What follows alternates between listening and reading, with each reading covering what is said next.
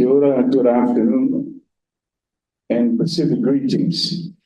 Significant that I say Pacific greetings because the delegation this afternoon are of New Zealanders of Pacific descent being represented here. My name is Teleiai Edwin Puni, a New Zealand citizen and chairman of the Pacific Leadership Forum. We are here with other governance members of the PLF to give notice to your committee, the various political parties, and all members of the New Zealand Parliament, the position of 500,000 New Zealanders that we represent. This is very significant, and that is, we strongly support Mr. Teleiai Members' Bill to restore the New Zealand citizenship of Samoans that was removed by an unfair and unjust legislation, the Citizenship Western Samoa Act 1982. The Pacific Leadership Forum, established in 2015, is the largest collective of New Zealanders of Pacific descent with a significant mandate.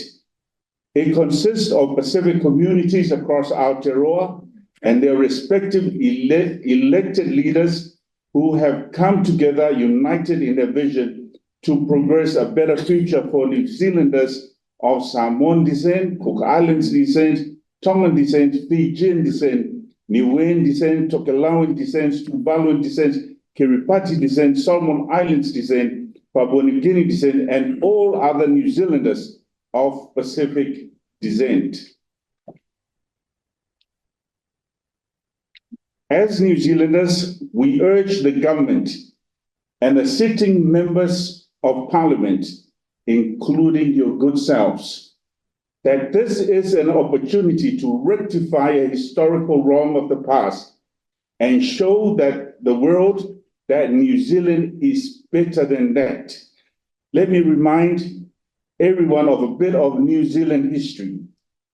In 1914, the day after the declaration of war, New Zealand forces invaded Samoa and took control of Samoa from Germany at the request of Britain until 1962, when Samoa regained its independence after repeated efforts by Samoans and the beginning of the bilateral Treaty of Friendship.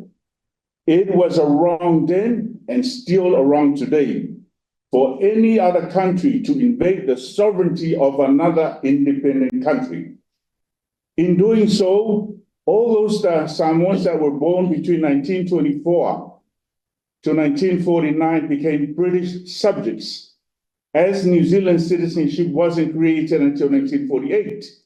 This was a fundamental right of Samoans to become New Zealand citizens. In 1982, Falemai Desai, Samoan citizen living in New Zealand, was prosecuted for overstaying. She argued she wasn't overstaying, as she said she was a New Zealand citizen.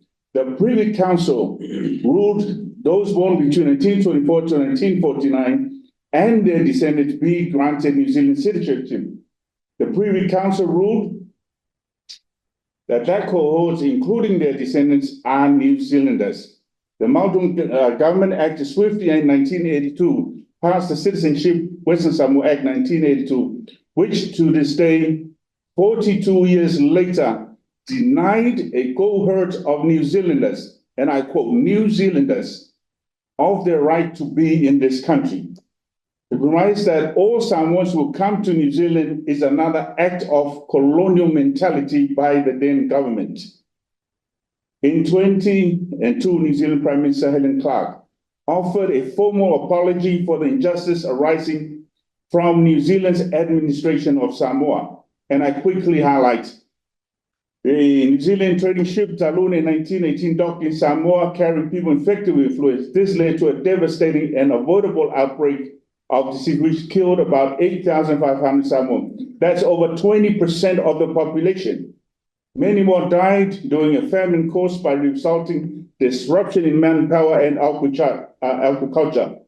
This reckless act by the New Zealand administration would have costed New Zealand millions in a civil suit.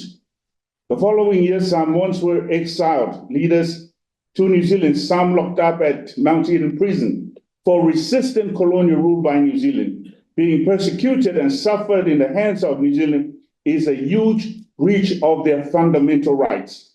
In 1921, Tupuotu Masese, the leader of the Mau movement, and other distinguished Samoan leaders were gunned down by New Zealand forces during a peaceful march in their country. Such act could have resulted in a case against New Zealand in the World Criminal Courts. In 2021, the Prime Minister Jacinda Ardern offered a formal apology for the known raids that targeted Pacific people in the 70s and 80s. Still, the issue of Samoans being denied of their fundamental rights still exists. The Maunga and the members of Parliament and the Select Committee, the Pacific Leadership Forum are here on behalf of many New Zealanders to request and urge the New Zealand Parliament to support MP Teleiai Edwin Members' Bill to restore the citizenship of Samoans that was removed by the Citizenship Western Samoa Act 1982 bill.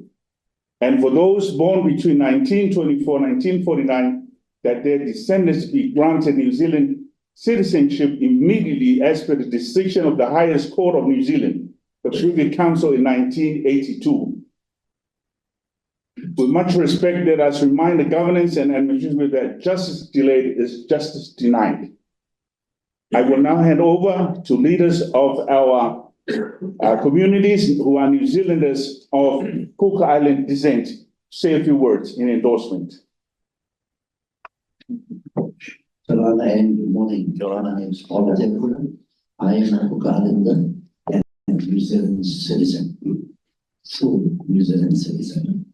I am here with my Cook Island people to support the bill.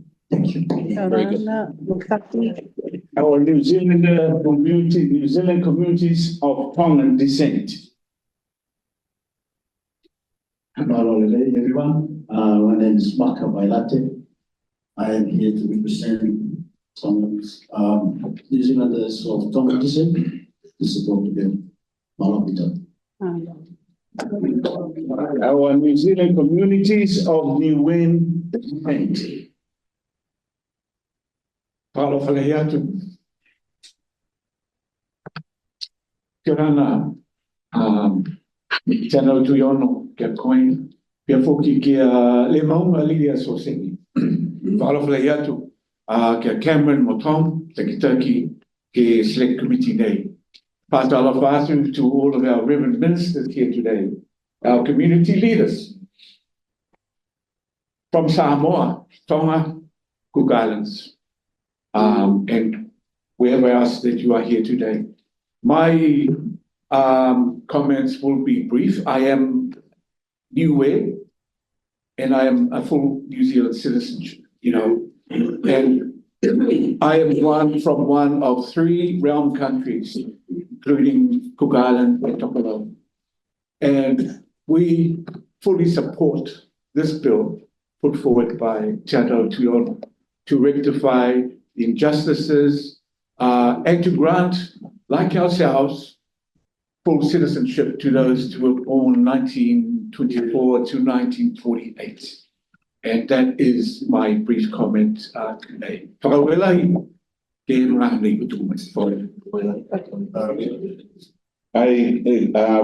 qualify the statement that we made in the beginning, that we represent close to 500,000 New Zealanders as the voice of that part of the population. We put it to this committee that these are the voices of New Zealanders. And we urge that justice be made, that the citizenship of Samoans be returned. I will finish off with the celebration of Matariki last week. As New Zealanders, including ourselves, is that there are 3 principles that guide Matariki. Remembrance, honoring those who have died since the last rising of Matariki. Today, we are speaking of those that have passed, that have been denied their right to be New Zealand citizenship. It is a fundamental right. celebrating the present, gathering together with family and friends and community.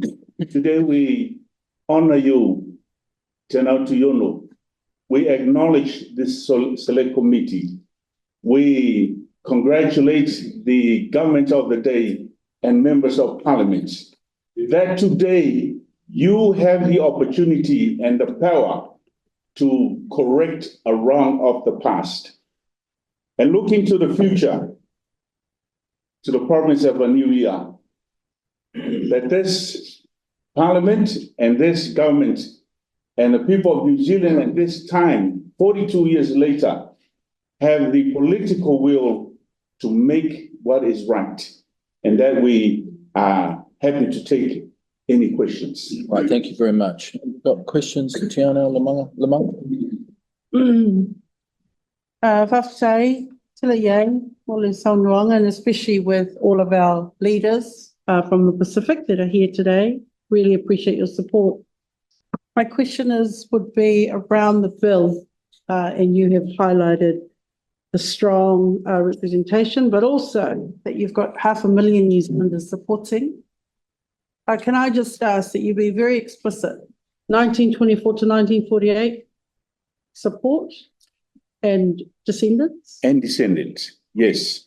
Our voice and the voice of the many New Zealanders that we represent is that to do the right thing is to give those that are in that time period the right to be New Zealand citizens and their children. I can also highlight that the numbers that initially was there of about maybe 5,000, it's much decreased in the sense that many have passed away and many are already New Zealand citizens through unification of families. So there is a small number, and the same can be said of their descendants. There is a good number of them that are already New Zealand citizens who are now living abroad. So they are already taken care of. But for those that have missed out, it is a fundamental right that they should get it. Thank you, that's very clear. Thank you. That's what I wanted to- Oh, thank you very much. Just these three members here, are you able just to quickly introduce them as to? That is part of our Samoan delegation and many behind me, but they will have an opportunity in the afternoon session to speak. Oh, very good. Today we have given our other Nice. New Zealanders of Pacific. That's a very key word I've been using, and I hope you are hearing me. I'm not saying Tongans or Samoans. I am stressing that New Zealanders are saying to their members of parliament and to their governments of the day, please do the right thing and give Samoa their rightful citizenship. Yeah, no, Papitai. very clear. Thank you very much. Thank you.